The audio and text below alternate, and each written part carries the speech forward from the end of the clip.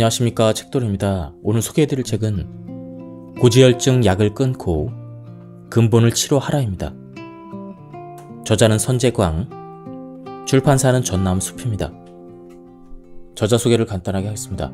선재광, 만성질환 전문 한의학 박사로 현재 동국대학교 한의과대학 겸임교수, 신라대학교 보건대학 겸임교수, 경락진단학회 명예회장, 별뜸연구소 소장, 대한보구한의원 대표원장이다. 그럼 바로 본문을 보도록 하겠습니다. 콜레스테롤 자체에는 문제가 없다. 신생아 산모의 젖엔 다양한 콜레스테롤이 함유되어 있다. 출산하고 약 2주까지는 고콜레스테롤이라고 할 만큼 콜레스테롤의 함량이 높은 모유가 만들어진다. 이는 모유를 먹는 아기의 뇌 신경을 활발하게 하기 위한 인체의 작용이다. 만약 우리가 갓난아기 때 이러한 고콜레스테롤 모유를 먹지 않았다면 지금처럼 정상적으로 성장하지 못했을 것이다. 우리는 콜레스테롤에 대한 인식을 바꿔야 한다. 혈관을 망치고 건강을 나쁘게 하는 물질이 아니라 체내에 생산 시스템이 있을 만큼 꼭 필요하고 너무나 소중한 물질이라고 말이다. 콜레스테롤이 부족하면 인체 구석구석에 문제가 생기고 심지어 정신적인 문제까지 생길 수 있는 필수 구성 요소인 것이다. 이렇게 소중하고 중요한 콜레스테롤이 건강을 망치는 물질로 오해받고 있는 이유는 무엇일까? 그것은 체내에 콜레스테롤이 지나치게 많으면 각종 부작용이 생기기 때문이다. 그러나 콜레스테롤이 과도해서 부작용이 생기는 것은 콜레스테롤의 잘못이 아니다. 한의학은 모든 것을 균형의 관점에서 바라본다. 부족하지도 과도하지도 않은 균형 상태에서 우리 몸은 최적의 건강을 유지하려고 한다. 콜레스테롤도 마찬가지다. 우리 몸에 반드시 필요하지만 과도하면 문제가 된다. 식사량도 수면 시간도 적당해야 하는 것과 같은 이치이다. 콜레스테롤도 이러한 균형의 관점에서 바라봐야 오해 없이 정확히 볼 수가 있다. 햇빛과 비타민 D의 합성 사이에는 콜레스테롤이 있다. 피부가 햇빛을 받으면 체내에 있던 콜레스테롤이 피부로 스며나와 비타민 D를 합성한다. 이 과정은 비타민 D의 생산에 매우 효율적이다. 하루에 30분 정도 햇볕을 쐬고 체내에 콜레스테롤이 넉넉하다면 우리 몸이 필요로 하는 만큼의 비타민 D가 충분히 만들어진다. 이 말은 햇볕을 충분히 쐬면 남아도는 콜레스테롤을 줄일 수 있다는 의미이기도 하다. 별도의 약물을 복용하지 않고도 비타민 D는 늘리고 콜레스테롤 수치는 줄이는 유용한 방법이 아닐 수 없다. 비타민 D는 남성들이 두려워하는 전립선 암의 발병 위험성도 낮추는 것으로 알려져 있다. 다만 체내에 콜레스테롤이 충분하지 않으면 비타민 D는 잘 합성되지 않는다. 따라서 평소에 피부에 직접 햇볕을 쐬는 노력이 필요하다. 햇볕을 많이 쐬면 피부가 탈까봐 자외선 차단제를 바르는 경우가 많은데 피부를 갈색으로 만드는 피부 속의 멜라닌 세포는 그 분비량이 늘어날수록 외부 자극에 대한 방어력이 높아지고 상처 치유력, 피부 재생력도 강해진다. 햇빛이 주는 유익함을 누리는 데는 하루 30분 정도면 되니 자외선 차단제는 사용하지 말고 햇빛을 마음껏 쬐자. 우리는 콜레스테롤 수치가 높아서 위험하다라는 진단을 받으면 가장 먼저 육류 섭취를 줄일 생각부터 한다. 이는 육류가 고콜레스테롤의 주범이라고 생각하기 때문이다. 그러나 육류보다 더 문제가 되는 건 육류를 먹는 방식이다. 육류나 기름진 음식을 거의 입에 대지 않는 사람들도 콜레스테롤 수치가 높은 경우가 있는데 폭식, 끼니를 거르는 습관, 일정하지 않은 식사량이 콜레스테롤 수치를 높이기 때문이다. 이렇게 건강하지 못한 식습관을 가졌을 때 콜레스테롤 수치가 높아지는 것이지 육식 자체가 콜레스테롤 수치를 높이는 것은 아니다. 칼로리 자체도 문제가 아니다. 아무리 많이 먹어도 규칙적으로 적당량을 먹으면 콜레스테롤 수치에 크게 영향을 미치지 않는다.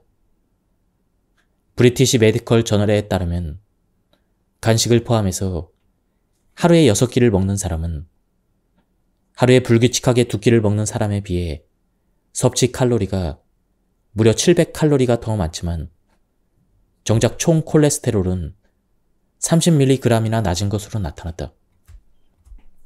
이렇게 되는 이유는 불규칙한 식습관은 체내에서 콜레스테롤을 합성하는 과정에 혼란을 주기 때문이다. 예를 들어 밥을 먹지 않거나 폭식을 하면 우리 몸은 당의 흡수를 늘리고 콜레스테롤을 훨씬 많이 만들어낸다. 몸이 비상 상태에 처했다고 여기기 때문이다. 또 일주일에 달걀을 3개 이상 먹는 사람은 그렇지 않은 사람에 비해 콜레스테롤 수치가 오히려 낮게 나왔다. 결과적으로 봤을 때 콜레스테롤의 문제는 음식에 있는 것이 아니라 잘못된 식습관에서 기인한다고 봐야 한다. 서양 의학의 약물 판매 전략은 2가지로 요약될 수가 있다. 첫째는 노화 과정에서 생기는 자연스러운 증상을 질병으로 규정하는 것이고, 둘째는 매우 유동적이며 가볍게 지나갈 수 있는 증상이나 생활 습관으로 바로잡을 수 있는 증상을 사람들로 하여금 심각하게 받아들이게 하는 것이다. 이 2가지 전략은 사람들을 약물에 의존하게 만드는 마법이라고 해도 과언이 아니다.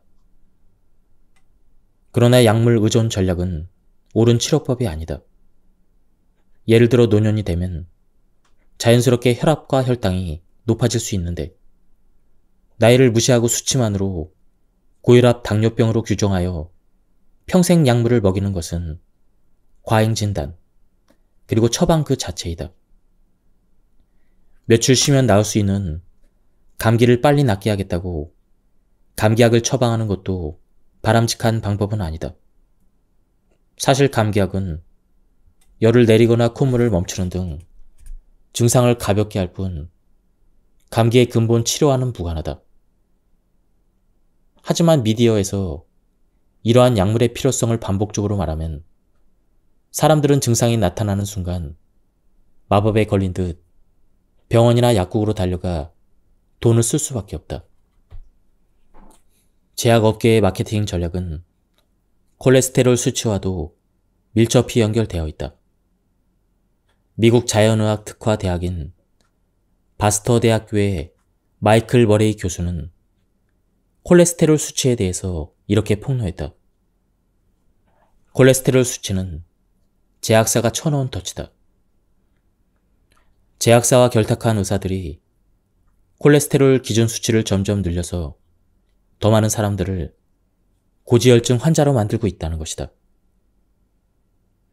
현재 전 세계적으로 가장 많이 처방되는 약물이며 상업적으로는 이미 블록버스터급 지위를 차지하고 있다고 평가받는 약물이 바로 고지혈증약인 스타틴 계열의 약물이다.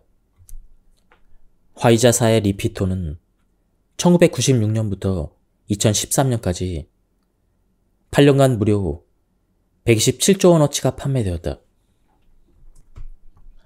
세상에 어떤 약물이든 부작용은 있기 마련이다.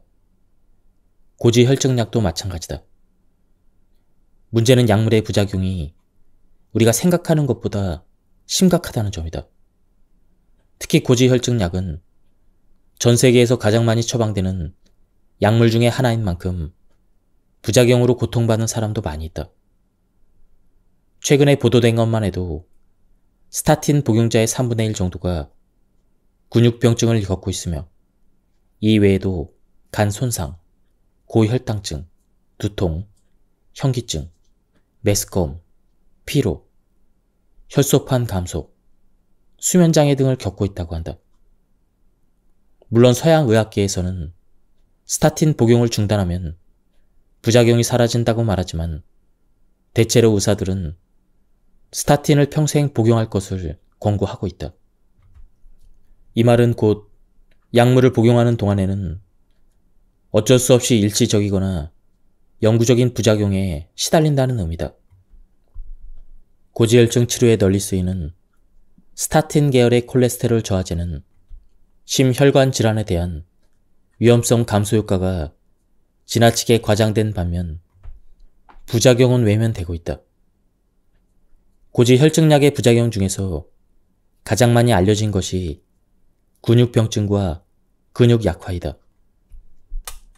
일반적인 근육 손상의 경우 고지혈증약 복용자 중 5에서 10%에서 나타난다.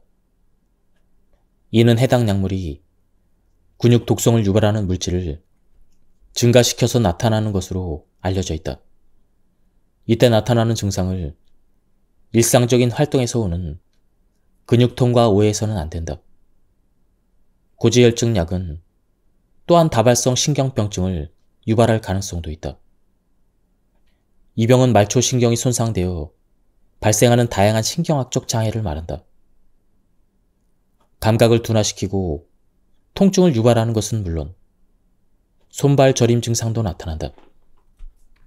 고지혈증약은 치매와도 관련이 있는 것으로 나타났다.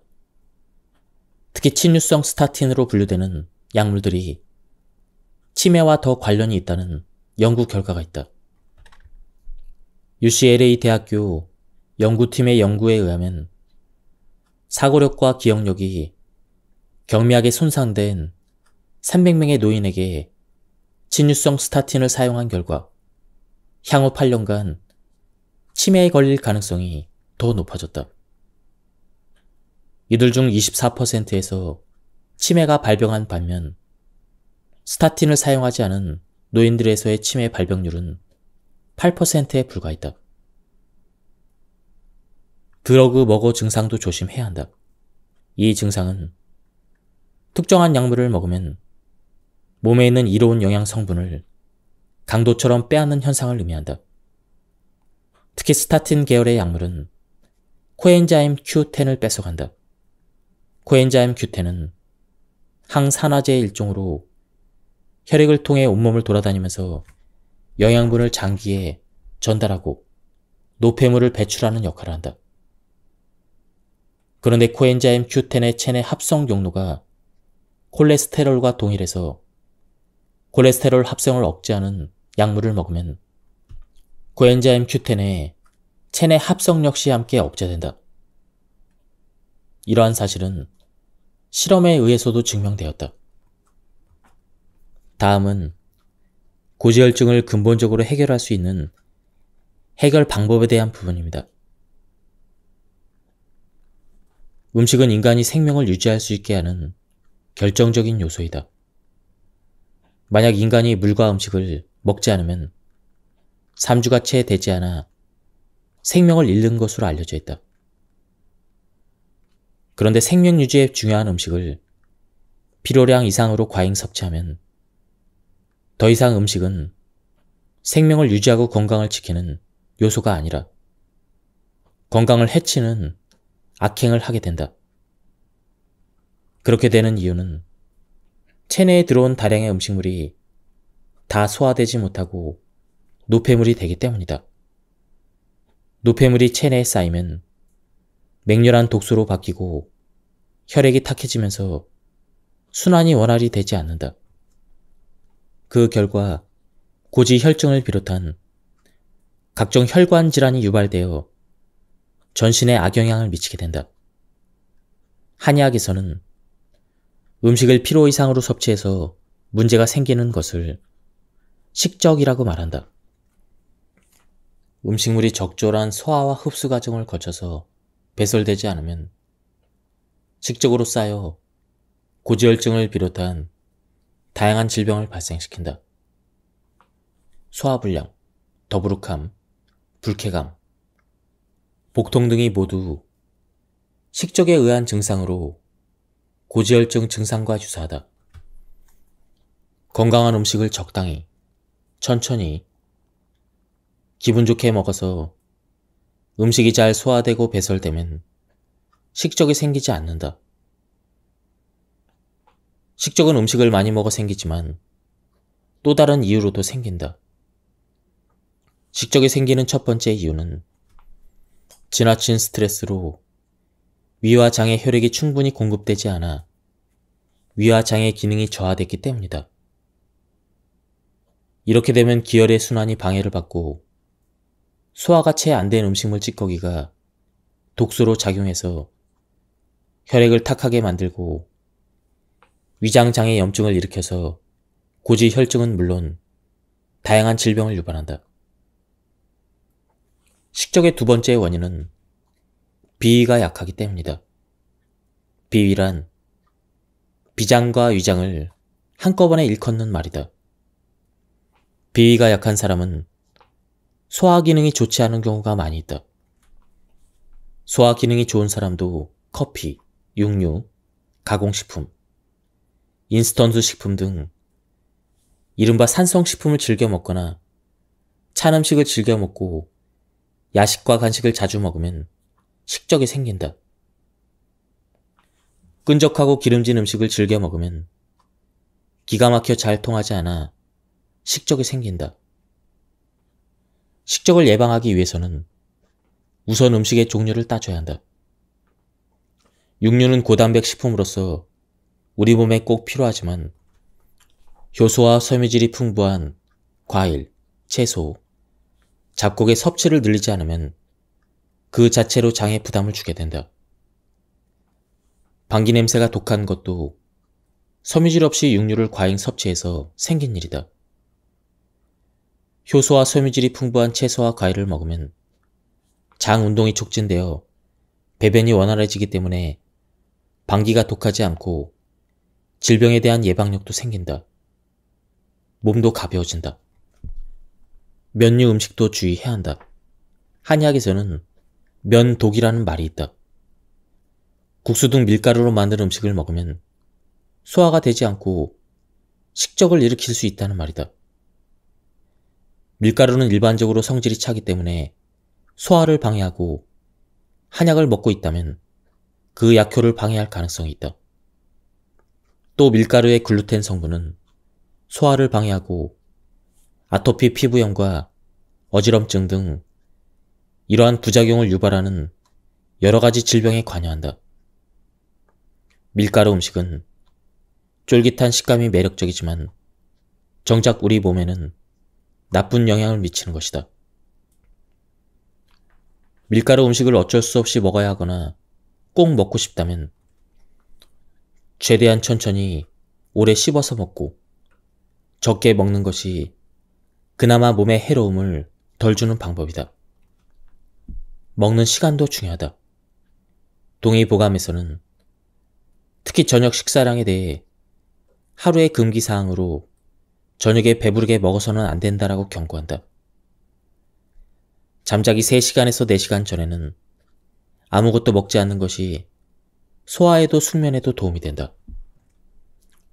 소식은 예나 지금이나 건강을 위한 바른 길인 것이다. 소식을 해야 되는 또 다른 이유는 인체 에너지 소모와 관련이 있다. 음식을 먹으면 소화를 시켜야 되는데 과식을 하면 인체는 소화 흡수 배설에 많은 에너지를 소모한다. 반면에 식사량을 줄이면 소화 흡수 배설에 사용될 에너지가 인체를 치유하는 데 사용된다. 소식을 해야 장수한다는 것은 바로 이런 이유 때문이다. 식적의 예방과 해소에는 물의 섭취가 큰 도움이 될 수가 있다. 예로부터 질병이 생기면 일단 맑고 깨끗한 물을 마시고 그래도 증상이 좋아지지 않으면 약을 써야 한다고 했다. 따라서 물은 약의 우선이 되는 1차적인 처치인 셈이다. 물은 우리 몸을 지켜주는 생명의 원천으로 체온을 조절하고 노폐물을 배출하고 피로를 회복하게 해주어 면역력 강화에 도움이 된다. 세계보건기구에서는 하루 2리터의 좋은 물을 마시는 것만으로도 질병의 80%가 예방된다고 발표했다. 다만 어떻게 마시느냐에 따라 물이 식적 해소에 도움이 되기도 하고 방해가 되기도 한다. 만약 식사 직전이나 직후에 물을 많이 마시면 소화를 방해해서 오히려 식적을 유발할 수가 있다. 식적을 예방하려면 일단 섭취하는 음식과 물에 주의를 기울여야 하지만 이미 식적 증상이 있다면 식사와 식사의 간격을 최소 4시간 이상 두는 것이 좋다. 또 식사 직후에 산책을 할 필요가 있다. 걷기는 식적 예방에 도움이 된다. 다만 과한 운동은 오히려 위에 부담을 주어 소화에 방해가 될 수가 있다. 옷도 주의가 필요하다. 몸에 너무 꽉 끼는 옷은 복부 주변을 압박해서 소화기관에 부담을 줄 수가 있다. 수면 시간이 5시간에서 6시간 이하인 사람은 건강 상태가 전반적으로 좋지 않은 것으로 나타났다. 특히 수면 시간이 5시간 이하인 사람은 7시간에서 8시간인 사람보다 콜레스테롤 수치가 높을 가능성이 2배나 됐다. 수면이 이렇게 중요한 이유는 경락의 운행 때문이다. 우리 몸은 자연의 섭리에 따라서 활성화되는 경락의 부위가 다르다. 밤 11시부터 새벽 3시까지 활성화되는 경락은 간과 담의 경락이다. 간은 인체의 화학 공장으로서 체내로 들어오는 영양분의 대사를 담당하는 것은 물론 호르몬 조절과 면역작용을 담당한다. 담은 흔히 쓸개라고 불리며 쓸개즙을 분비해서 소화를 돕고 지방을 분해한다. 이러한 간과 담에 경락이 활성화되어 피로 물질을 원활히 해소하고 독소를 배출하려면 그 시간 동안 잠을 자야 한다. 특히 간에서 만들어지는 담즙은 체내 노폐물을 배출하고 콜레스테롤이 체내에서 균형을 이룰 수 있도록 도움을 주지만 수면을 제대로 취하지 못하면 콜레스테롤의 조절 능력이 떨어져 전신의 활력이 저하되면서 건강에 악영향을 미친다. 낮잠을 30분 이내로 오후 2시에서 4시 사이에 자는 것은 피로 회복에 도움이 될 수가 있다. 그러나 1시간 이상 낮잠을 자면 오히려 기력을 잃고 저녁에 불면을 겪을 수가 있다. 동의보감에서도 낮잠을 오래 자는 것을 좋지 않은 습관으로 보고 낮잠을 자면 기가 빠진다고 충고한다. 밤에 충분히 자고 낮에 활동적으로 움직이는 것이 몸의 기혈 순환에는 가장 좋은 습관이다. 동의보감에는 잠을 잘 자는 법에 대해서 다음과 같이 기술하고 있다. 우선 똑바로 누워서 자거나 엎드려서 자는 것은 매우 좋지 않은 방법이다. 잘 때는 몸을 옆으로 하고 다리를 구부려서 심장의 기운을 돋구고 잠에서 깨어 있을 때는 다리를 바로 뻗는 것이 좋은 자세이다. 입은 다물고 자야 한다. 입을 열고 자면 몸의 기운이 입을 통해서 빠져나가고 좋지 않은 냉기가 입을 통해 몸속으로 들어와 질병을 일으킬 수도 있다. 얼마나 자느냐와 잠을 자는 시간대는 계절에 따라 조금씩 달라진다. 여름에는 잠을 적게 자도 되지만 겨울에는 잠을 충분히 자는 것이 좋다. 봄과 여름에는 늦게 자고 일찍 일어나고 가을에는 일찍 자고 일찍 일어나며 겨울에는 일찍 자고 늦게 일어나는 것이 좋다. 여기에서 빠르거나 늦게라는 말은 대략 최적의 수면 시간에서 1시간 빠르거나 늦게라고 생각하면 된다. 체내에 축적되기 전에 독소를 배출하는 법. 혈액에 독소가 남아있을 경우 가장 문제가 되는 것은 체온이 낮아지는 것이다. 낮은 체온은 거의 모든 질병에 관여하며 가장 심각하게는 암 발병과도 관련이 있다. 체온이 35도 이하로 내려갈 경우 암세포가 활발하게 활동하기 시작하고 면역력과 대사율이 떨어지며 배설 기능이 저하되고 자율신경계가 혼란스러워진다. 그리고 혈액순환이 나빠져 독소를 배출하기 힘들어지고 축적된 독소는 다시 혈액순환을 악화시킨다. 그러면 우리 몸은 더 차가워져서 결국 질병의 굴레로 떨어지고 만다. 몸이 이런 상태에 빠지면 두통, 어깨결림, 안면 홍조, 설사, 피로감, 변비, 호흡곤란, 이러한 여러 가지 증상들이 나타난다. 이 증상들은 몸이 보내는 경고인 동시에 자체적인 치유 반응이기도 하다. 예를 들어 혈액순환이 느려지면 심장을 빨리 뛰게 해서 그 상황에서 벗어나려고 하는데 그 상황이 가슴 두근거림으로 나타나는 것이다. 이러한 치유 반응 중에서 면역력과 관련해서 가장 주목해야 될 것은 두드러기 습진, 화농 등 피부 질환이다. 면역의 핵심은 백혈구인데 몸에 문제가 생기면 백혈구는 모세혈관을 확장해서 기능을 극대화하려고 한다. 그 과정에서 피부가 붓고 혈관 투과성이 높아지면서 피부가 딱딱해지거나 붉게 솟아오르거나 고름이 생기기도 한다. 이를 통해서 독소를 배출할 수 있기 때문이다. 이처럼 면역력에 의해서 독소를 피부로 배출하는 것도 중요하지만 대변을 통한 독소 배출도 매우 중요하다. 우리 몸이 독소를 배출하는데 세 가지 주요 방법이 있다. 그것은 땀, 소변, 대변이다. 그 중에서도 대변은 장에 쌓인 독소를 한꺼번에 배출해 주기 때문에 더욱 중요하다. 문제는 변비이다. 변비를 대수롭지 않게 생각하는 사람들이 많은데 한 해 동안 변비로 병원을 찾는 사람이 무려 60만 명이다. 변비를 해결하는 가장 좋은 방법은 유산균, 김치, 청국장, 된장 등의 발효식품을 많이 섭취해서 장내 유익균을 늘리고 장운동을 활발하게 하는 것이다.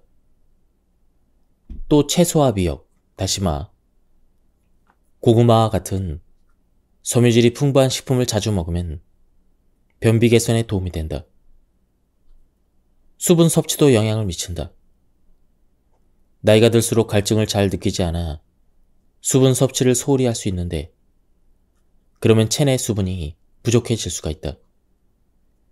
우리 몸에 수분이 부족하면 변비의 가능성이 높아지고 노화도 빨리 진행된다. 갓 태어난 아기의 몸은 90%가 수분이고 80세 노인의 몸은 50%가 수분이다. 체내 수분이 줄어든다는 것은 노화가 진행된다는 증거이며 몸이 약해진 것을 의미한다. 우리는 늘 무엇을 먹을까를 생각한다. 맛있는 음식이 차고 넘치는 요즘에는 먹는 것이 큰 즐거움이자 고민이다. 하지만 건강을 생각하는 사람이라면 어떻게 해야 잘 배출할까? 이것도 생각해야 한다. 음식의 섭취와 배출이라는 이 단순한 사이클에 우리의 생명력이 달려있음을 잊어서는 안 된다. 누구나 할 수 있는 가장 간단한 비용이 들지 않는 운동은 단연 걷기와 달리기다. 이 중에서 어느 운동이 심혈관 질환에 더 좋냐고 질문하는 환자들이 종종 있는데 보통은 걷기보다는 달리기가 훨씬 더 건강에 좋을 것이라고 예상한다. 숨도 차고 몸도 격렬하게 움직이니 아무래도 운동했다는 느낌이 강하게 들기 때문이다. 여기서 땀까지 흠뻑 흘리고 나면 나머지 몸속의 독소가 다 빠져나간 것 같은 생각도 든다. 하지만 연구 결과들은 심혈관 질환에 관해서는 달리기보다는 걷기가 낫다고 말한다. 2017년 미국 심장협회 저널에 실린 연구에 따르면 달리기 운동은 심장질환의 위험성을 4.5% 정도 감소시키지만 걷기는 9.3% 정도 감소시켰다. 또 고혈압, 고콜레스테롤의 위험성 역시 달리기는 4.3% 정도 감소시켰지만 걷기는 7.2% 정도 감소시켰다. 이러한 연구 결과에 따르면 대체로 달리기보다는 걷기가 혈관 건강에 2배 정도 더 효과가 있다고 볼 수가 있다. 걷기와 달리기의 지방 연소 효과도 차이가 나는데 그 이유는 운동 중에 우리 몸이 어떤 것을 에너지원으로 하는지가 다르기 때문이다. 보통 낮은 강도의 운동을 할 때 인체는 지방을 태우면서 운동을 위한 에너지를 얻는다. 반면 높은 강도의 운동을 하면 지방에서 에너지를 얻는 비율이 줄어든다. 따라서 달리기보다는 걷기가 지방 연소에 좀 더 도움이 될 수가 있다. 체내 지방을 연소시키는 것은 비만 해소에 도움이 되고 비만으로 생긴 각종 질병들을 해소하는 아주 중요한 활동이다. 그런 점에서 걷기 운동을 산책과 착각해서는 안 된다. 지방 연소를 최대화하려면 최대 심박수의 60에서 70%까지, 즉 숨이 차기 직전까지 걷기를 해야 한다. 운동 시간도 고려할 필요가 있다. 운동을 아침에 하는 것이 좋은가, 저녁에 하는 것이 좋은가, 혹은 공복에 하는 것이 좋은가, 식사 후에 하는 것이 좋은가, 이런 논쟁이 있는데 공복일 때 혹은 아침에 운동을 하는 것도 분명 효과는 있지만 지방 연소의 관점에서 최적의 운동 시간은 저녁을 먹은 뒤에 1시간에서 1시간 30분 사이다. 식후 1시간에서 1시간 30분 사이는 음식물이 소화되고 혈중 포도당 농도가 최고치에 이르는 시간이다. 혈액 내에 에너지가 가득 차 있기 때문에 활력을 느끼면서 운동을 할 수 있고 운동을 통해서 혈중 포도당을 전부 소모할 수가 있다. 이 말은 지방을 소모한다는 것과 같은 의미다. 공복 상태에서 운동은 장점과 단점을 동시에 가지고 있다. 장시간 공복 상태였다가 아침에 운동을 하면 일시적으로 지방이 많이 소모된다. 하지만 이후에 식사를 하면 우리 몸은 잃어버린 지방을 빠르게 다시 축적하려고 한다. 그러니 다이어트를 염두에 둔다면 식사를 가볍게 한 상태에서 운동하는 것이 도움이 될 수가 있다. 평소 식사량이 많은데 그 양을 줄이기 힘들다면 열량이 빠르게 소모되는 운동을 해보는 것도 도움이 된다. 가장 대표적인 운동이 수영이다.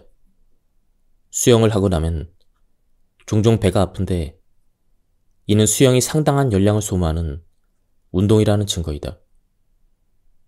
수영은 관절에 무리를 주지 않기 때문에 나이가 든 사람에게도 유용하다.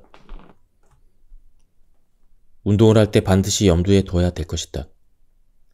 그것은 물과 산소 공급이 충분히 이루어져야 된다는 점이다. 단지 운동만 한다고 지방이 연소되는 것은 아니다. 지방 연소를 위한 기본 환경이 갖춰져 있어야 하는데 그것이 바로 물과 산소이다. 따라서 운동 전후에 수분을 충분히 섭취하고 좁은 실내보다는 야외에서 운동을 하는 것이 산소 공급의 측면에서 더 유리하다. 운동할 시간이 없다면 최소 1시간에서 2시간마다 자리에서 일어나 몸을 움직여야 한다. 정상 체온으로 올리는 생활습관. 체온은 뜸을 통해서도 올릴 수 있지만 평소 체온을 올리는 습관을 실천하면 기혈순환이 활성화되면서 면역력이 높아진다. 수분을 충분히 섭취한다. 수분을 섭취하면 체온이 내려갈 것 같지만 수분을 충분히 섭취하면 신진대사가 활성화되어 체온이 정상으로 회복되는 것은 물론 체내 노폐물을 몸 밖으로 배출해서 저체온이 예방된다. 단 찬물은 섭취를 삼가한다. 숙면 취하기.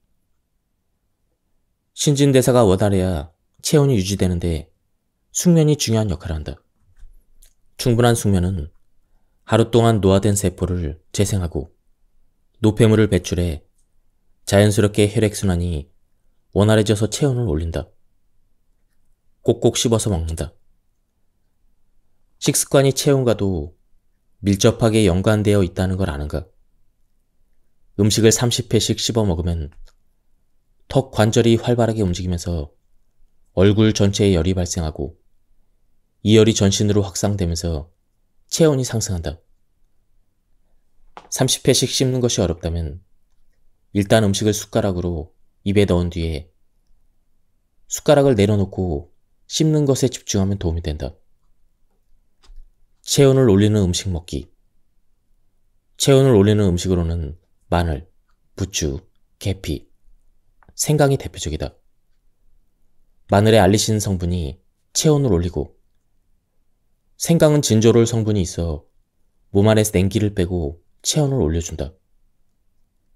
계피의 시나몬 성분은 혈액순환을 촉진해 체온을 올려준다. 특히 수족냉증이나 소화 장애가 있는 경우 도움이 된다. 부추는 동의보감에서 몸을 따뜻하게 하므로 복통이 있거나 수족냉증이 있을 때 즙을 내서 먹으라고 권할 정도로 체온 상승에 효과가 좋다. 반면에 기름기가 많은 음식, 패스트푸드, 지나치게 짜거나 단 음식은 체온을 떨어뜨린다. 운동하기. 운동을 하면 기초 대사량이 좋아지고 혈액순환이 개선되어 체온 유지에 도움이 된다. 땀이 나고 숨이 약간 찰 정도로 운동을 하는 것이 좋다. 근력 운동을 같이 하면 근육량이 증가하면서 기초 대사량이 높아져 체온 상승에 더욱 좋다. 하루 30분 햇볕 쬐기. 아침이나 낮 시간에 햇빛을 피부에 직접 쬐면 비타민 D가 생성되면서 면역력이 높아지고 혈액순환이 좋아지면서 신진대사가 활발해져 체온이 상승한다. 지금까지 이 책에 대한 리뷰를 모두 마쳤습니다. 이 책에서는 고지혈증약의 부작용에 대해서 설명을 해주고 있는데요. 생각보다 많은 부작용이 있었습니다. 그리고 또한 이 책은 고지혈증약을 먹지 않고 다스릴 수 있는 구체적인 방법도 설명되어 있었습니다. 한번 책을 구해서 읽어보실 것을 추천드립니다. 여기서 리뷰를 마치도록 하겠습니다. 감사합니다. 안녕하십니까, 책도리입니다. 오늘 소개해드릴 책은 고지혈증 약을 끊고 근본을 치료하라입니다. 저자는 선재광, 출판사는 전남숲입니다.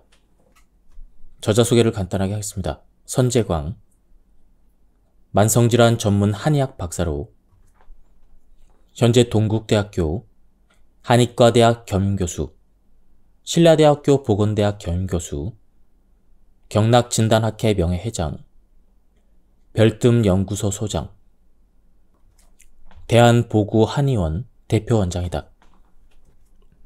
그럼 바로 본문을 보도록 하겠습니다. 콜레스테롤 자체에는 문제가 없다. 신생아 산모의 젖엔 다양한 콜레스테롤이 함유되어 있다. 출산하고 약 2주까지는 고콜레스테롤이라고 할 만큼 콜레스테롤의 함량이 높은 모유가 만들어진다. 이는 모유를 먹는 아기의 뇌 신경을 활발하게 하기 위한 인체의 작용이다. 만약 우리가 갓난아기 때 이러한 고콜레스테롤 모유를 먹지 않았다면 지금처럼 정상적으로 성장하지 못했을 것이다. 우리는 콜레스테롤에 대한 인식을 바꿔야 한다. 혈관을 망치고 건강을 나쁘게 하는 물질이 아니라 체내에 생산 시스템이 있을 만큼 꼭 필요하고 너무나 소중한 물질이라고 말이다. 콜레스테롤이 부족하면 인체 구석구석에 문제가 생기고 심지어 정신적인 문제까지 생길 수 있는 필수 구성 요소인 것이다. 이렇게 소중하고 중요한 콜레스테롤이 건강을 망치는 물질로 오해받고 있는 이유는 무엇일까? 그것은 체내의 콜레스테롤이 지나치게 많으면 각종 부작용이 생기기 때문이다. 그러나 콜레스테롤이 과도해서 부작용이 생기는 것은 콜레스테롤의 잘못이 아니다. 한의학은 모든 것을 균형의 관점에서 바라본다.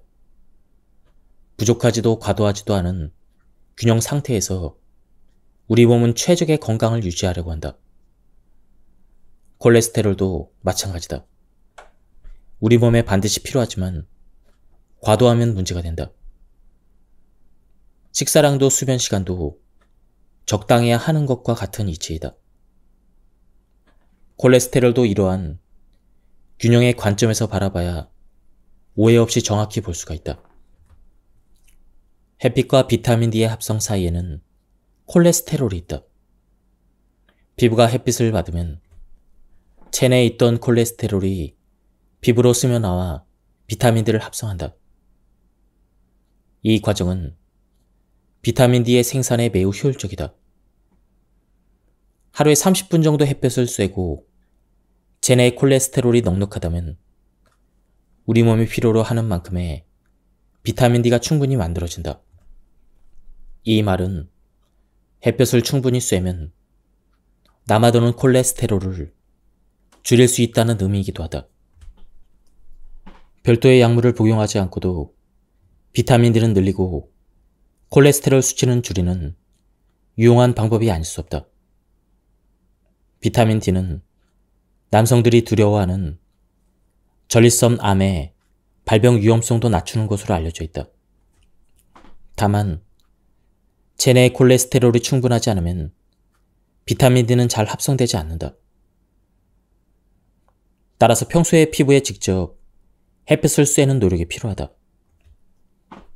햇볕을 많이 쐬면 피부가 탈까봐 자외선 차단제를 바르는 경우가 많은데 피부를 갈색으로 만드는 피부 속의 멜라닌 세포는 그 분비량이 늘어날수록 외부 자극에 대한 방어력이 높아지고 상처 치유력, 피부 재생력도 강해진다. 햇빛이 주는 유익함을 누리는 데는 하루 30분 정도면 되니 자외선 차단제는 사용하지 말고 햇빛을 마음껏 쬐자. 우리는 콜레스테롤 수치가 높아서 위험하다라는 진단을 받으면 가장 먼저 육류 섭취를 줄일 생각부터 한다. 이는 육류가 고콜레스테롤의 주범이라고 생각하기 때문이다. 그러나 육류보다 더 문제가 되는 건 육류를 먹는 방식이다. 육류나 기름진 음식을 거의 입에 대지 않는 사람들도 콜레스테롤 수치가 높은 경우가 있는데 폭식, 끼니를 거르는 습관, 일정하지 않은 식사량이 콜레스테롤 수치를 높이기 때문이다. 이렇게 건강하지 못한 식습관을 가졌을 때 콜레스테롤 수치가 높아지는 것이지 육식 자체가 콜레스테롤 수치를 높이는 것은 아니다. 칼로리 자체도 문제가 아니다. 아무리 많이 먹어도 규칙적으로 적당량을 먹으면 콜레스테롤 수치에 크게 영향을 미치지 않는다. 브리티시 메디컬 저널에 따르면 간식을 포함해서 하루에 6끼를 먹는 사람은 하루에 불규칙하게 2끼를 먹는 사람에 비해 섭취 칼로리가 무려 700칼로리가 더 많지만 정작 총 콜레스테롤은 30mg이나 낮은 것으로 나타났다. 이렇게 되는 이유는 불규칙한 식습관은 체내에서 콜레스테롤을 합성하는 과정에 혼란을 주기 때문이다. 예를 들어 밥을 먹지 않거나 폭식을 하면 우리 몸은 당의 흡수를 늘리고 콜레스테롤을 훨씬 많이 만들어낸다. 몸이 비상 상태에 처했다고 여기기 때문이다. 또 일주일에 달걀을 3개 이상 먹는 사람은 그렇지 않은 사람에 비해 콜레스테롤 수치가 오히려 낮게 나왔다. 결과적으로 봤을 때 콜레스테롤의 문제는 음식에 있는 것이 아니라 잘못된 식습관에서 기인한다고 봐야 한다. 서양 의학의 약물 판매 전략은 두 가지로 요약될 수가 있다. 첫째는 노화 과정에서 생기는 자연스러운 증상을 질병으로 규정하는 것이고, 둘째는 매우 유동적이며 가볍게 지나갈 수 있는 증상이나 생활 습관으로 바로잡을 수 있는 증상을 사람들로 하여금 심각하게 받아들이게 하는 것이다. 이 두 가지 전략은 사람들을 약물에 의존하게 만드는 마법이라고 해도 과언이 아니다. 그러나 약물 의존 전략은 옳은 치료법이 아니다. 예를 들어 노년이 되면 자연스럽게 혈압과 혈당이 높아질 수 있는데, 나이를 무시하고 수치만으로 고혈압 당뇨병으로 규정하여 평생 약물을 먹이는 것은 과잉진단, 그리고 처방 그 자체이다. 며칠 쉬면 나을 수 있는 감기를 빨리 낫게 하겠다고 감기약을 처방하는 것도 바람직한 방법은 아니다. 사실 감기약은 열을 내리거나 콧물을 멈추는 등 증상을 가볍게 할 뿐 감기의 근본 치료와는 무관하다. 하지만 미디어에서 이러한 약물의 필요성을 반복적으로 말하면 사람들은 증상이 나타나는 순간 마법에 걸린 듯 병원이나 약국으로 달려가 돈을 쓸 수밖에 없다. 제약업계의 마케팅 전략은 콜레스테롤 수치와도 밀접히 연결되어 있다. 미국 자연의학 특화 대학인 바스터 대학교의 마이클 머레이 교수는 콜레스테롤 수치에 대해서 이렇게 폭로했다. 콜레스테롤 수치는 제약사가 쳐놓은 덫이다. 제약사와 결탁한 의사들이 콜레스테롤 기준 수치를 점점 늘려서 더 많은 사람들을 고지혈증 환자로 만들고 있다는 것이다. 현재 전 세계적으로 가장 많이 처방되는 약물이며 상업적으로는 이미 블록버스터급 지위를 차지하고 있다고 평가받는 약물이 바로 고지혈증약인 스타틴 계열의 약물이다. 화이자사의 리피토는 1996년부터 2013년까지 8년간 무려 127조 원어치가 판매되었다. 세상에 어떤 약물이든 부작용은 있기 마련이다. 고지혈증약도 마찬가지다. 문제는 약물의 부작용이 우리가 생각하는 것보다 심각하다는 점이다. 특히 고지혈증약은 전 세계에서 가장 많이 처방되는 약물 중에 하나인 만큼 부작용으로 고통받는 사람도 많이 있다.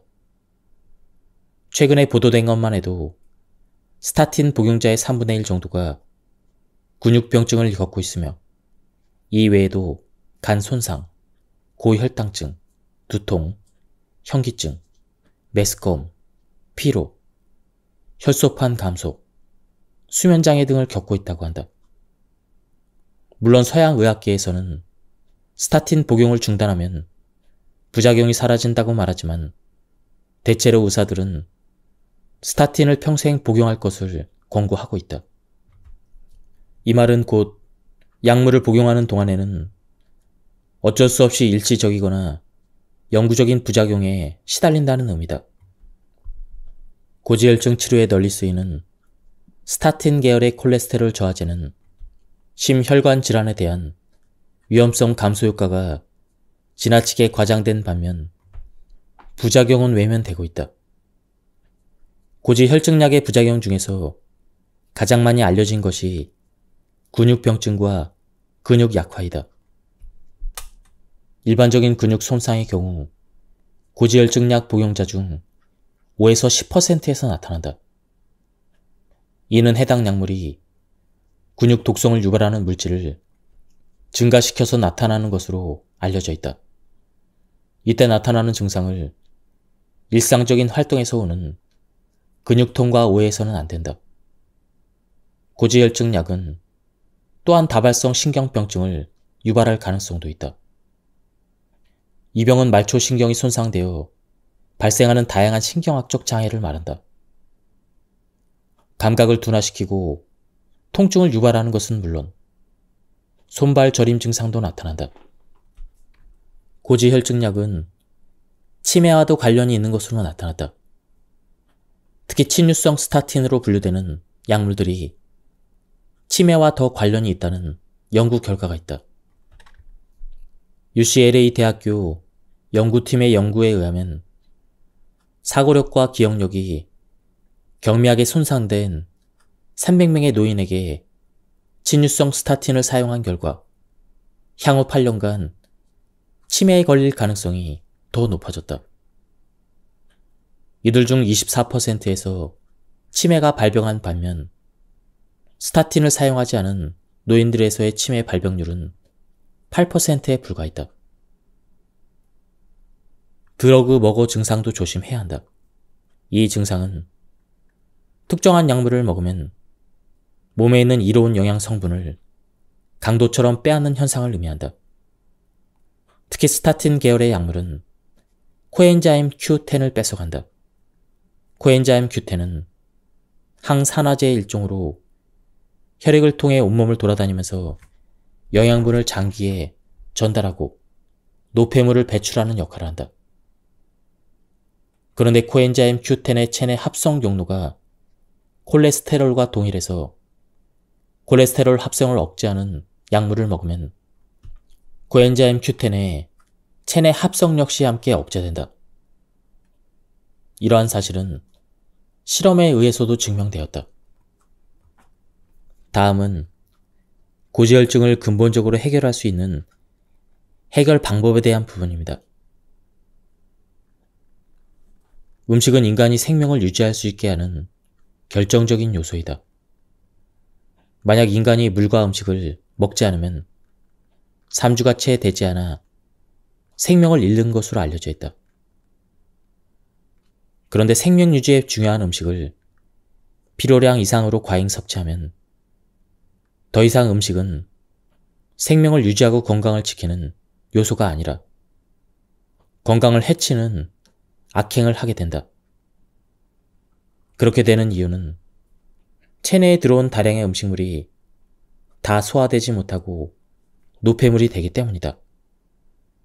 노폐물이 체내에 쌓이면 맹렬한 독소로 바뀌고 혈액이 탁해지면서 순환이 원활히 되지 않는다. 그 결과 고지혈증을 비롯한 각종 혈관 질환이 유발되어 전신에 악영향을 미치게 된다. 한의학에서는 음식을 필요 이상으로 섭취해서 문제가 생기는 것을 식적이라고 말한다. 음식물이 적절한 소화와 흡수 과정을 거쳐서 배설되지 않으면 식적으로 쌓여 고지혈증을 비롯한 다양한 질병을 발생시킨다. 소화불량, 더부룩함, 불쾌감, 복통 등이 모두 식적에 의한 증상으로 고지혈증 증상과 유사하다. 건강한 음식을 적당히, 천천히, 기분 좋게 먹어서 음식이 잘 소화되고 배설되면 식적이 생기지 않는다. 식적은 음식을 많이 먹어 생기지만 또 다른 이유로도 생긴다. 식적이 생기는 첫 번째 이유는 지나친 스트레스로 위와 장의 혈액이 충분히 공급되지 않아 위와 장의 기능이 저하됐기 때문이다. 이렇게 되면 기혈의 순환이 방해를 받고 소화가 채 안 된 음식물 찌꺼기가 독소로 작용해서 혈액을 탁하게 만들고 위장장애 염증을 일으켜서 고지혈증은 물론 다양한 질병을 유발한다. 식적의 두 번째 원인은 비위가 약하기 때문이다. 비위란 비장과 위장을 한꺼번에 일컫는 말이다. 비위가 약한 사람은 소화 기능이 좋지 않은 경우가 많이 있다. 소화 기능이 좋은 사람도 커피, 육류, 가공식품, 인스턴트 식품 등 이른바 산성식품을 즐겨 먹거나 찬 음식을 즐겨 먹고 야식과 간식을 자주 먹으면 식적이 생긴다.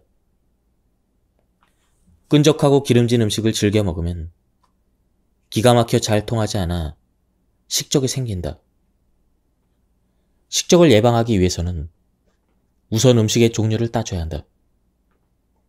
육류는 고단백 식품으로서 우리 몸에 꼭 필요하지만 효소와 섬유질이 풍부한 과일, 채소, 잡곡의 섭취를 늘리지 않으면 그 자체로 장에 부담을 주게 된다. 방귀 냄새가 독한 것도 섬유질 없이 육류를 과잉 섭취해서 생긴 일이다. 효소와 섬유질이 풍부한 채소와 과일을 먹으면 장 운동이 촉진되어 배변이 원활해지기 때문에 방귀가 독하지 않고 질병에 대한 예방력도 생긴다. 몸도 가벼워진다. 면류 음식도 주의해야 한다. 한의학에서는 면독이라는 말이 있다.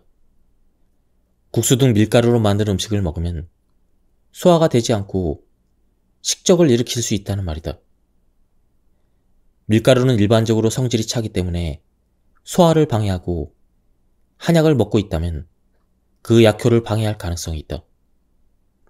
또 밀가루의 글루텐 성분은 소화를 방해하고 아토피 피부염과 어지럼증 등 이러한 부작용을 유발하는 여러 가지 질병에 관여한다. 밀가루 음식은 쫄깃한 식감이 매력적이지만 정작 우리 몸에는 나쁜 영향을 미치는 것이다. 밀가루 음식을 어쩔 수 없이 먹어야 하거나 꼭 먹고 싶다면 최대한 천천히 오래 씹어서 먹고 적게 먹는 것이 그나마 몸에 해로움을 덜 주는 방법이다. 먹는 시간도 중요하다. 동의보감에서는 특히 저녁 식사량에 대해 하루의 금기사항으로 저녁에 배부르게 먹어서는 안 된다라고 경고한다. 잠자기 3시간에서 4시간 전에는 아무것도 먹지 않는 것이 소화에도 숙면에도 도움이 된다. 소식은 예나 지금이나 건강을 위한 바른 길인 것이다. 소식을 해야 되는 또 다른 이유는 인체 에너지 소모와 관련이 있다. 음식을 먹으면 소화를 시켜야 되는데 과식을 하면 인체는 소화 흡수 배설에 많은 에너지를 소모한다. 반면에 식사량을 줄이면 소화 흡수 배설에 사용될 에너지가 인체를 치유하는 데 사용된다. 소식을 해야 장수한다는 것은 바로 이런 이유 때문이다. 식적의 예방과 해소에는 물의 섭취가 큰 도움이 될 수가 있다. 예로부터 질병이 생기면 일단 맑고 깨끗한 물을 마시고 그래도 증상이 좋아지지 않으면 약을 써야 한다고 했다. 따라서 물은 약의 우선이 되는 1차적인 처치인 셈이다. 물은 우리 몸을 지켜주는 생명의 원천으로 체온을 조절하고 노폐물을 배출하고 피로를 회복하게 해주어 면역력 강화에 도움이 된다. 세계보건기구에서는 하루 2리터의 좋은 물을 마시는 것만으로도 질병의 80%가 예방된다고 발표했다. 다만 어떻게 마시느냐에 따라 물이 식적 해소에 도움이 되기도 하고 방해가 되기도 한다.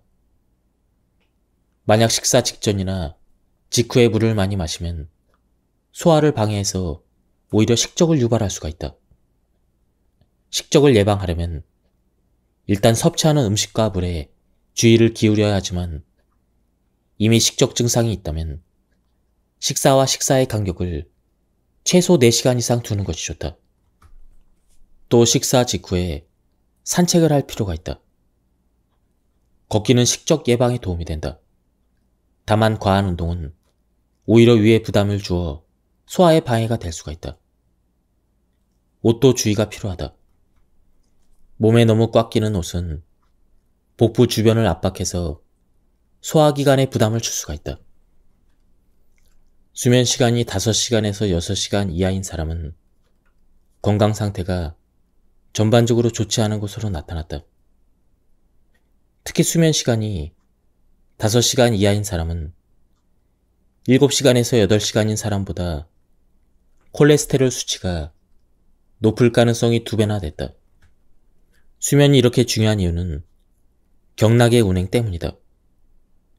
우리 몸은 자연의 섭리에 따라서 활성화되는 경락의 부위가 다르다. 밤 11시부터 새벽 3시까지 활성화되는 경락은 간과 담의 경락이다. 간은 인체의 화학 공장으로서 체내로 들어오는 영양분의 대사를 담당하는 것은 물론 호르몬 조절과 면역작용을 담당한다. 담은 흔히 쓸개라고 불리며 쓸개즙을 분비해서 소화를 돕고 지방을 분해한다. 이러한 간과 담에 경락이 활성화되어 피로 물질을 원활히 해소하고 독소를 배출하려면 그 시간 동안 잠을 자야 한다. 특히 간에서 만들어지는 담즙은 체내 노폐물을 배출하고 콜레스테롤이 체내에서 균형을 이룰 수 있도록 도움을 주지만 수면을 제대로 취하지 못하면 콜레스테롤의 조절 능력이 떨어져 전신의 활력이 저하되면서 건강에 악영향을 미친다. 낮잠을 30분 이내로 오후 2시에서 4시 사이에 자는 것은 피로 회복에 도움이 될 수가 있다. 그러나 1시간 이상 낮잠을 자면 오히려 기력을 잃고 저녁에 불면을 겪을 수가 있다. 동의보감에서도 낮잠을 오래 자는 것을 좋지 않은 습관으로 보고 낮잠을 자면 기가 빠진다고 충고한다. 밤에 충분히 자고 낮에 활동적으로 움직이는 것이 몸의 기혈 순환에는 가장 좋은 습관이다. 동의보감에는 잠을 잘 자는 법에 대해서 다음과 같이 기술하고 있다. 우선 똑바로 누워서 자거나 엎드려서 자는 것은 매우 좋지 않은 방법이다. 잘 때는 몸을 옆으로 하고 다리를 구부려서 심장의 기운을 돋구고 잠에서 깨어 있을 때는 다리를 바로 뻗는 것이 좋은 자세이다. 입은 다물고 자야 한다. 입을 열고 자면 몸의 기운이 입을 통해서 빠져나가고 좋지 않은 냉기가 입을 통해 몸속으로 들어와 질병을 일으킬 수도 있다. 얼마나 자느냐와 잠을 자는 시간대는 계절에 따라 조금씩 달라진다. 여름에는 잠을 적게 자도 되지만 겨울에는 잠을 충분히 자는 것이 좋다. 봄과 여름에는 늦게 자고 일찍 일어나고 가을에는 일찍 자고 일찍 일어나며 겨울에는 일찍 자고 늦게 일어나는 것이 좋다. 여기에서 빠르거나 늦게라는 말은 대략 최적의 수면 시간에서 1시간 빠르거나 늦게라고 생각하면 된다. 체내에 축적되기 전에 독소를 배출하는 법. 혈액에 독소가 남아있을 경우 가장 문제가 되는 것은 체온이 낮아지는 것이다. 낮은 체온은 거의 모든 질병에 관여하며 가장 심각하게는 암 발병과도 관련이 있다. 체온이 35도 이하로 내려갈 경우 암세포가 활발하게 활동하기 시작하고 면역력과 대사율이 떨어지며 배설 기능이 저하되고 자율신경계가 혼란스러워진다. 그리고 혈액순환이 나빠져 독소를 배출하기 힘들어지고 축적된 독소는 다시 혈액순환을 악화시킨다. 그러면 우리 몸은 더 차가워져서 결국 질병의 굴레로 떨어지고 만다. 몸이 이런 상태에 빠지면 두통, 어깨결림, 안면 홍조, 설사, 피로감, 변비, 호흡곤란, 이러한 여러 가지 증상들이 나타난다. 이 증상들은 몸이 보내는 경고인 동시에 자체적인 치유 반응이기도 하다. 예를 들어 혈액순환이 느려지면 심장을 빨리 뛰게 해서 그 상황에서 벗어나려고 하는데 그 상황이 가슴 두근거림으로 나타나는 것이다. 이러한 치유 반응 중에서 면역력과 관련해서 가장 주목해야 될 것은 두드러기 습진, 화농 등 피부 질환이다. 면역의 핵심은 백혈구인데 몸에 문제가 생기면 백혈구는 모세혈관을 확장해서 기능을 극대화하려고 한다. 그 과정에서 피부가 붓고 혈관 투과성이 높아지면서 피부가 딱딱해지거나 붉게 솟아오르거나 고름이 생기기도 한다. 이를 통해서 독소를 배출할 수 있기 때문이다. 이처럼 면역력에 의해서 독소를 피부로 배출하는 것도 중요하지만 대변을 통한 독소 배출도 매우 중요하다.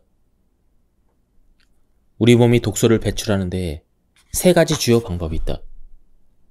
그것은 땀, 소변, 대변이다. 그 중에서도 대변은 장에 쌓인 독소를 한꺼번에 배출해 주기 때문에 더욱 중요하다. 문제는 변비이다.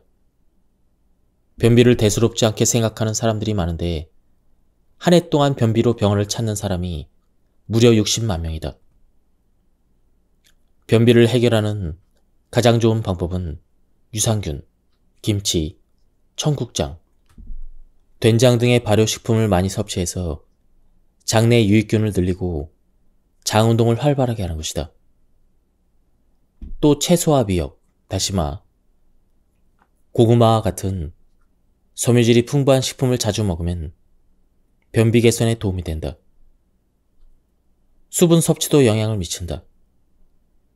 나이가 들수록 갈증을 잘 느끼지 않아 수분 섭취를 소홀히 할 수 있는데 그러면 체내 수분이 부족해질 수가 있다. 우리 몸에 수분이 부족하면 변비의 가능성이 높아지고 노화도 빨리 진행된다.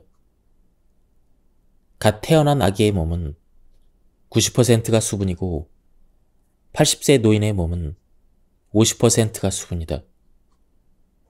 체내 수분이 줄어든다는 것은 노화가 진행된다는 증거이며 몸이 약해진 것을 의미한다.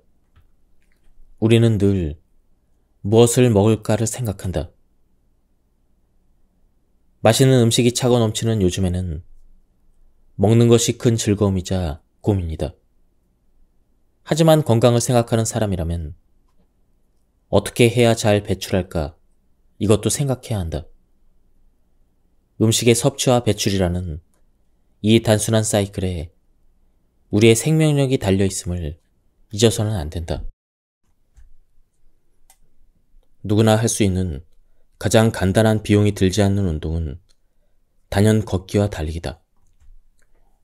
이 중에서 어느 운동이 심혈관 질환에 더 좋냐고 질문하는 환자들이 종종 있는데 보통은 걷기보다는 달리기가 훨씬 더 건강에 좋을 것이라고 예상한다.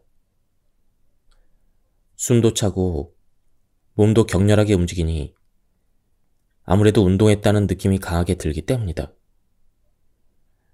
여기서 땀까지 흠뻑 흘리고 나면 나머지 몸속의 독소가 다 빠져나간 것 같은 생각도 든다. 하지만 연구 결과들은 심혈관 질환에 관해서는 달리기보다는 걷기가 낫다고 말한다. 2017년 미국 심장협회 저널에 실린 연구에 따르면 달리기 운동은 심장질환의 위험성을 4.5% 정도 감소시키지만 걷기는 9.3% 정도 감소시켰다. 또 고혈압, 고콜레스테롤의 위험성 역시 달리기는 4.3% 정도 감소시켰지만 걷기는 7.2% 정도 감소시켰다. 이러한 연구 결과에 따르면 대체로 달리기보다는 걷기가 혈관 건강에 2배 정도 더 효과가 있다고 볼 수가 있다. 걷기와 달리기의 지방 연소 효과도 차이가 나는데 그 이유는 운동 중에 우리 몸이 어떤 것을 에너지원으로 하는지가 다르기 때문이다.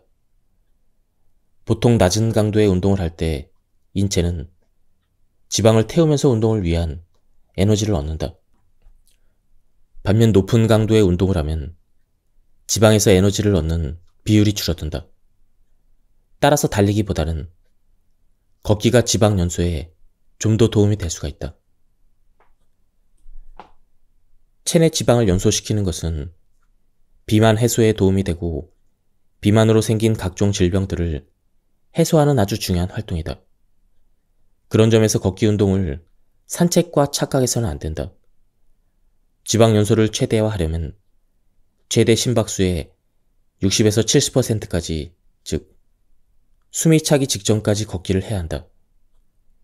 운동 시간도 고려할 필요가 있다. 운동을 아침에 하는 것이 좋은가, 저녁에 하는 것이 좋은가? 혹은 공복에 하는 것이 좋은가, 식사 후에 하는 것이 좋은가, 이런 논쟁이 있는데 공복일 때 혹은 아침에 운동을 하는 것도 분명 효과는 있지만 지방 연소의 관점에서 최적의 운동 시간은 저녁을 먹은 뒤에 1시간에서 1시간 30분 사이다. 식후 1시간에서 1시간 30분 사이는 음식물이 소화되고 혈중 포도당 농도가 최고치에 이르는 시간이다. 혈액 내에 에너지가 가득 차 있기 때문에 활력을 느끼면서 운동을 할 수 있고 운동을 통해서 혈중 포도당을 전부 소모할 수가 있다. 이 말은 지방을 소모한다는 것과 같은 의미다. 공복 상태에서 운동은 장점과 단점을 동시에 가지고 있다. 장시간 공복 상태였다가 아침에 운동을 하면 일시적으로 지방이 많이 소모된다. 하지만 이후에 식사를 하면 우리 몸은 잃어버린 지방을 빠르게 다시 축적하려고 한다. 그러니 다이어트를 염두에 둔다면 식사를 가볍게 한 상태에서 운동하는 것이 도움이 될 수가 있다.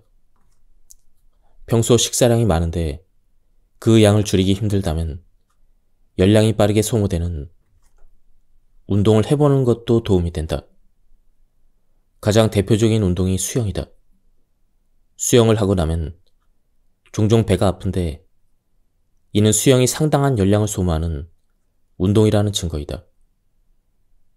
수영은 관절에 무리를 주지 않기 때문에 나이가 든 사람에게도 유용하다. 운동을 할 때 반드시 염두에 둬야 될 것이다. 그것은 물과 산소 공급이 충분히 이루어져야 된다는 점이다. 단지 운동만 한다고 지방이 연소되는 것은 아니다. 지방 연소를 위한 기본 환경이 갖춰져 있어야 하는데 그것이 바로 물과 산소이다. 따라서 운동 전후에 수분을 충분히 섭취하고 좁은 실내보다는 야외에서 운동을 하는 것이 산소 공급의 측면에서 더 유리하다. 운동할 시간이 없다면 최소 1시간에서 2시간마다 자리에서 일어나 몸을 움직여야 한다. 정상 체온으로 올리는 생활습관. 체온은 뜸을 통해서도 올릴 수 있지만 평소 체온을 올리는 습관을 실천하면 기혈순환이 활성화되면서 면역력이 높아진다. 수분을 충분히 섭취한다. 수분을 섭취하면 체온이 내려갈 것 같지만 수분을 충분히 섭취하면 신진대사가 활성화되어 체온이 정상으로 회복되는 것은 물론 체내 노폐물을 몸 밖으로 배출해서 저체온이 예방된다. 단 찬물은 섭취를 삼가한다. 숙면 취하기. 신진대사가 원활해야 체온이 유지되는데 숙면이 중요한 역할을 한다. 충분한 숙면은 하루 동안 노화된 세포를 재생하고 노폐물을 배출해 자연스럽게 혈액순환이 원활해져서 체온을 올린다. 꼭꼭 씹어서 먹는다. 식습관이 체온과도 밀접하게 연관되어 있다는 걸 아는가? 음식을 30회씩 씹어 먹으면 턱 관절이 활발하게 움직이면서 얼굴 전체에 열이 발생하고 이 열이 전신으로 확산되면서 체온이 상승한다. 30회씩 씹는 것이 어렵다면 일단 음식을 숟가락으로 입에 넣은 뒤에 숟가락을 내려놓고 씹는 것에 집중하면 도움이 된다. 체온을 올리는 음식 먹기. 체온을 올리는 음식으로는 마늘, 부추, 계피, 생강이 대표적이다. 마늘의 알리신 성분이 체온을 올리고 생강은 진저롤 성분이 있어 몸 안에서 냉기를 빼고 체온을 올려준다. 계피의 시나몬 성분은 혈액순환을 촉진해 체온을 올려준다. 특히 수족냉증이나 소화 장애가 있는 경우 도움이 된다. 부추는 동의보감에서 몸을 따뜻하게 하므로 복통이 있거나 수족냉증이 있을 때 즙을 내서 먹으라고 권할 정도로 체온 상승에 효과가 좋다. 반면에 기름기가 많은 음식, 패스트푸드, 지나치게 짜거나 단 음식은 체온을 떨어뜨린다. 운동하기. 운동을 하면 기초 대사량이 좋아지고 혈액순환이 개선되어 체온 유지에 도움이 된다. 땀이 나고 숨이 약간 찰 정도로 운동을 하는 것이 좋다. 근력 운동을 같이 하면 근육량이 증가하면서 기초 대사량이 높아져 체온 상승에 더욱 좋다. 하루 30분 햇볕 쬐기. 아침이나 낮 시간에 햇빛을 피부에 직접 쬐면 비타민 D가 생성되면서 면역력이 높아지고 혈액순환이 좋아지면서 신진대사가 활발해져 체온이 상승한다. 예, 지금까지 이 책에 대한 리뷰를 모두 마쳤습니다. 이 책에서는 고지혈증약의 부작용에 대해서 설명을 해주고 있는데요. 생각보다 많은 부작용이 있었습니다. 그리고 또한 이 책은 고지혈증약을 먹지 않고 다스릴 수 있는 구체적인 방법도 설명되어 있었습니다. 한번 책을 구해서 읽어보실 것을 추천드립니다. 여기서 리뷰를 마치도록 하겠습니다. 감사합니다.